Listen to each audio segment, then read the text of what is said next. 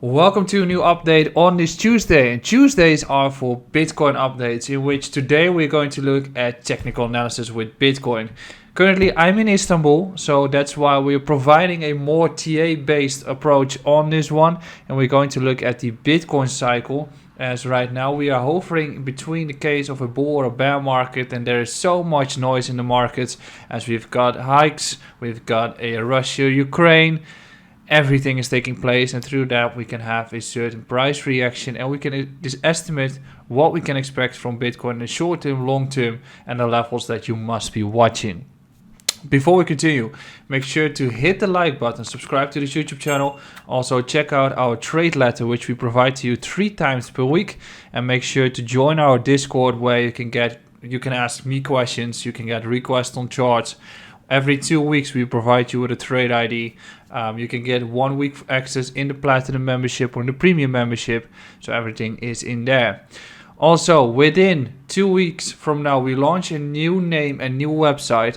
But we're also going to launch a new course, new product. It's the Crypto 101 from Basics to Mastery course. It is in full English, approximately 6 to 7 hours on everything in the markets.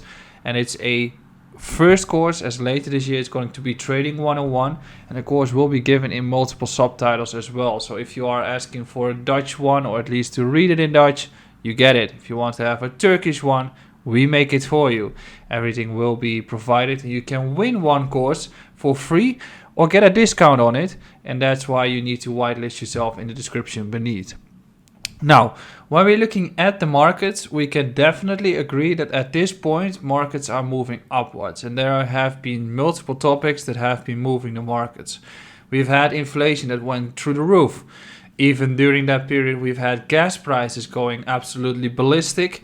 And through that, we've had some measures being taken by the government. And right now, the gas prices are lower than a year ago.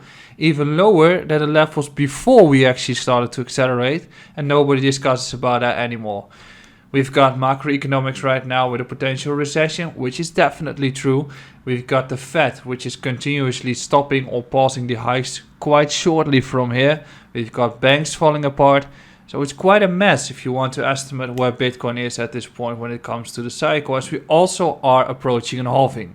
Now let's have a look at the markets and about the scenarios that we can provide, and let's head towards the charts.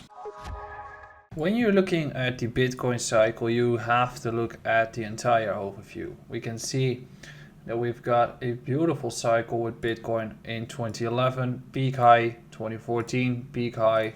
We've got 2017 peak high, we've got 2021, which is a little bit different, but also peak high. So the 4-year cycle is definitely there. We've also got on-chain data that provides us with a case where Bitcoin as a result, or long-term holders as a result, are selling off during these periods and start buying during the bear market periods, right?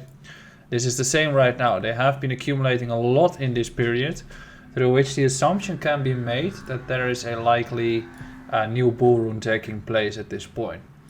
However, in between, you've got something that we call the halving period. And in this case, we've had one in July 2016, I guess. We've had one in 2020. And we're approaching one in 2024. So that's going to be April 2024. We've got a new halving taking place. And every time when we get into the halving, 1 year prior to the actual case, we bottom out. And then we have a halving run, correction, and then the bull starts. In this case, we've had the halving taking place in May 2020 or somewhere there. Halving run, also fueled by Libra, already a correction, and then a bull run started. In this case, what do we have here is that we're breaking out upwards and most likely are going to continue this upwards trend, correct, and then the bull cycle starts to take place, which I think, if you look at the estimates, the peak high is taking place approximately 1.5 years after the halving. In this case, also 1.5 years after the halving takes place. So somewhere at December 2025, it seems very likely that we're going to have a peak high taking place for this cycle of Bitcoin. That can go hand in hand with the entire economy falling apart, because right now we've got a recession taking place, and the recession is getting killed, or at least the banks are getting killed, and it's going to be a traumatic period for a lot of people, unfortunately. So what are we looking at right now is that we've had this bear market of Bitcoin taking place, through which we've had an anticipation. I'll just erase it for a little bit. We've just had this downward cycle of Bitcoin taking place. Here we've had Luna crashing. In between we've had Celsius and Voyager going down. Here we've had FTX going down. We've had a period where the DXY started to rally upwards, and as a result got ourselves into a period of relatively weakness on the risk on. Since then, inflation is still high, and we've also got a continuous hikes of the Fed, but he really slowed down the pace as a result of it, which means that it gives strength to the risk on. Additionally, we've still got Russia-Ukraine, but unless there's nothing special happening there, there's no real case for the markets to correct from it. Usually, wars are not as bad for the markets as they can be. And then we've got the entire case of the banks falling apart in a potential recession. Could be, but at this point, we are into a stage where low inflation data is good for markets. Low unemployment data is good for markets. I mentioned this earlier on Twitter, but if there is an argument to be made, or if there is data coming out and it's not tremendously bad, the markets are trying to guess that we are getting into a soft landing case. And if we are going to believe that we have a soft landing, and I mentioned this before, if you're going to hike the interest rates, it takes between 6 to 12 months before the impact kicks in. Later this year, that will definitely take place. But until then, the markets are more likely to continue running. This thesis is getting fueled by the case that Powell is hinting on a potential pause or maybe one more hike. The markets are trying to find itself an argument for one more hike. And in that case, as long as that stays flat, we can continue rallying. Usually a pause or at least slowing down the entire policy is a bullish trigger for the markets, until the economic data comes in as worse as possible.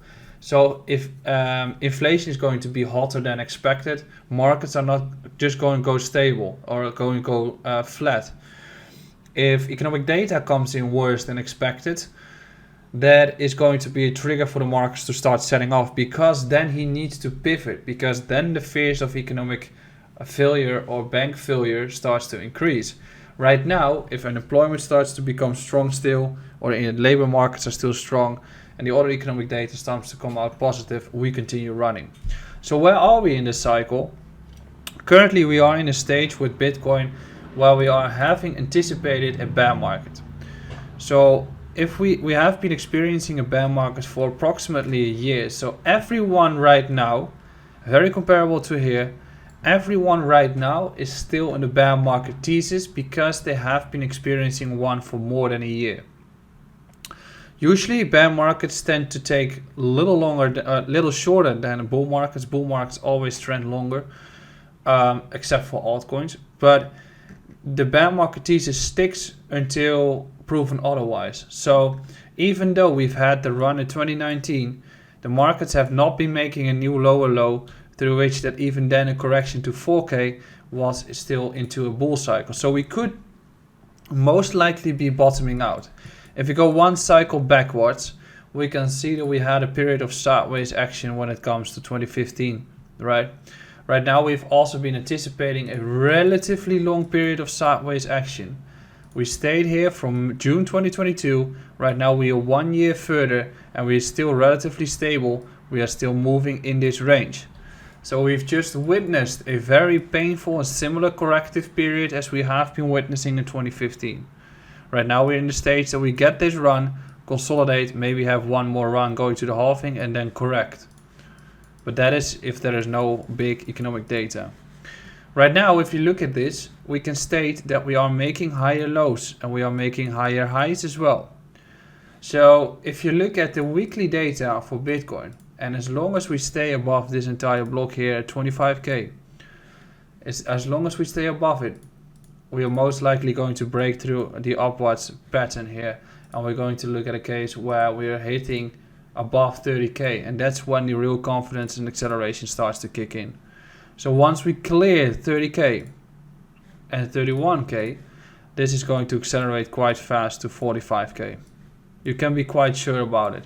And if you look at it from a Fibonacci perspective, we can actually argument the exact same. So if you look at the cycle here, we can say at least we're going to have a run towards 34 to 36k. So then we have a fake out and fall back beneath and have the correction, right? But at least 42 and 48 to 50 are two levels that I'm still monitoring. If you go back in the previous cycle, you can see that this bear market relief rally went towards 14k, which is this level. If we go back into the 2015-2016 cycle, you can see that the bear market relief rally also closely went towards that level, right? So in that case, most likely we're going to get the exact same.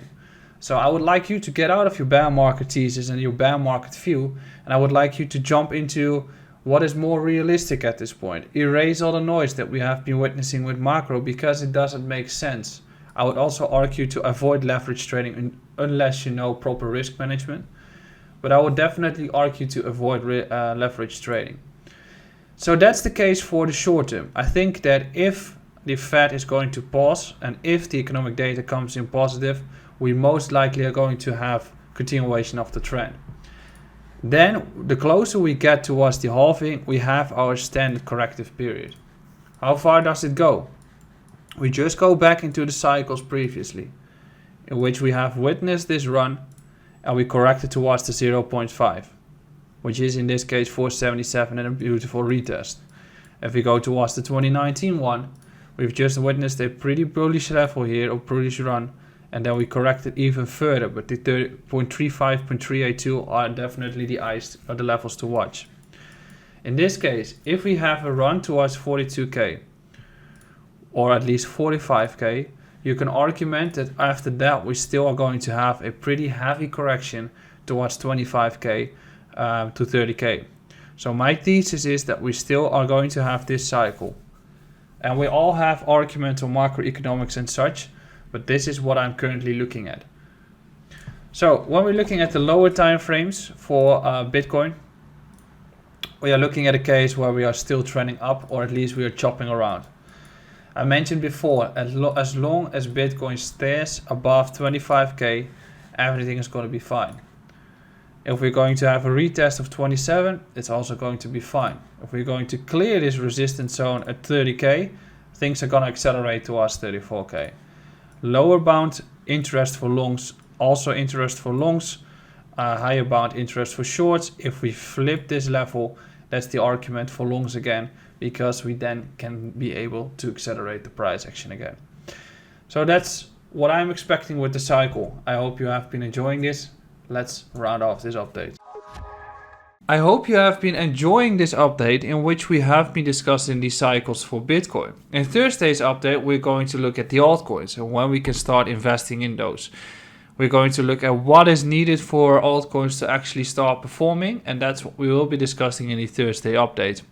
Make sure to hit the like button, subscribe to this YouTube channel, and I'll see you again on Thursday. Ciao!